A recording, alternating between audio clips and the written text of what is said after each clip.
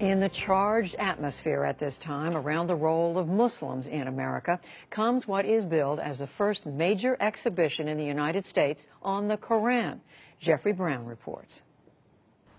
This is one of the great highlights of the exhibition. It's a Quran from the early 14th century, from about 1330, signed by a great master called... Signed. Yeah. A holy book as a work of art. The Quran, sacred to some 1.6 billion Muslims around the world. A new exhibition at the Smithsonian Institution's Sackler Gallery in Washington, D.C. presents 68 of the most important and exquisite Qurans ever produced. Dating from the late 7th to early 17th centuries, they come from many parts of the Islamic world and are part of the collection of the Museum of Turkish and Islamic Arts in Istanbul.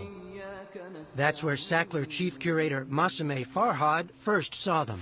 I realized that these were true works of art, that every single one of them was astounding in its sort of mastery of the calligraphy, of the styles, and also of the scale of the works. And that is something that, to me, was very important and motivated me in trying to organize this exhibition, because I thought it really shifted my perception of what these works are, and I'm hoping that it will also shift the perception of the visitors who come to the museum to see the exhibition. For Muslims, the Quran is a divine text, a series of revelations transmitted from the angel Gabriel to the prophet Muhammad between 610 and 632. It includes references to earlier figures, including Abraham, Moses, and Jesus. The term itself means recitation. The Quran stems from an oral tradition, but the text was written down and codified in a fixed form not long after the death of Muhammad. Maria Daycake teaches Islamic religious thought and history at George Mason University. One of the things that's rather striking about the Quran when people read it for the first time is that it often takes a form of direct address. So it will say sometimes, "O you who believe."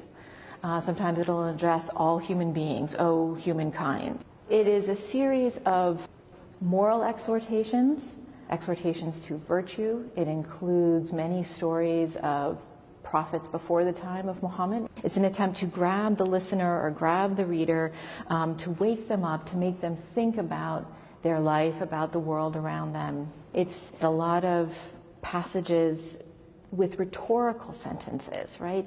Did you not consider this? Didn't you think about this? How did you get here? This is looking good as well. The exhibition includes furniture, stands to hold manuscripts, and chests to store them.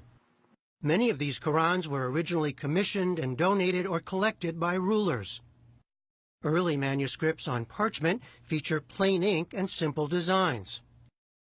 Later artists and calligraphers developed ever more elaborate and ornate script, illumination, and geometric patterns, in light of Islam's prescription against figurative images, to make each manuscript a singular work.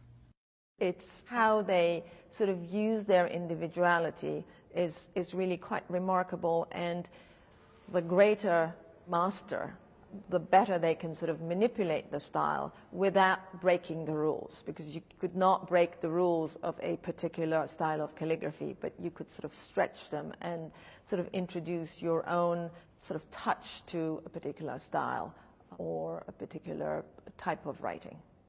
Some of these masters are well known to scholars, like the maker of this Quran, Abdullah Sarafi, who spent most of his life in Tabriz in northwestern Iran.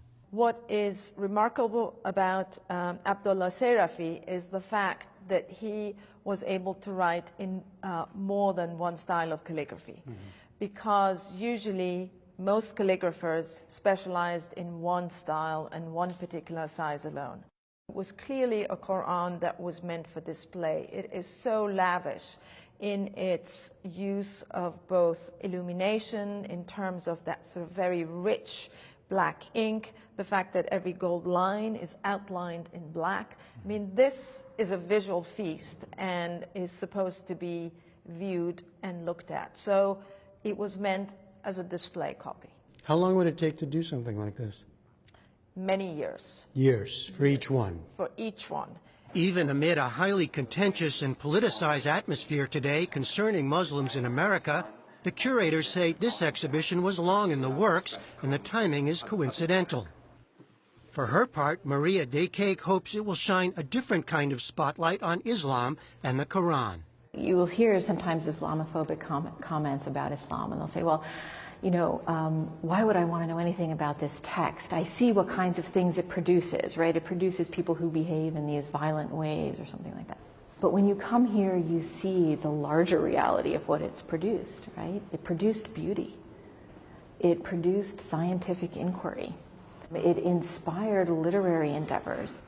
But in a time of Islamophobia, I think what's so valuable about this collection is to see the kind of artistic elements, the beauty that the Quran really brought. The art of the Quran is on exhibition through February. From the Sackler Gallery in Washington, D.C., I'm Jeffrey Brown for the PBS NewsHour.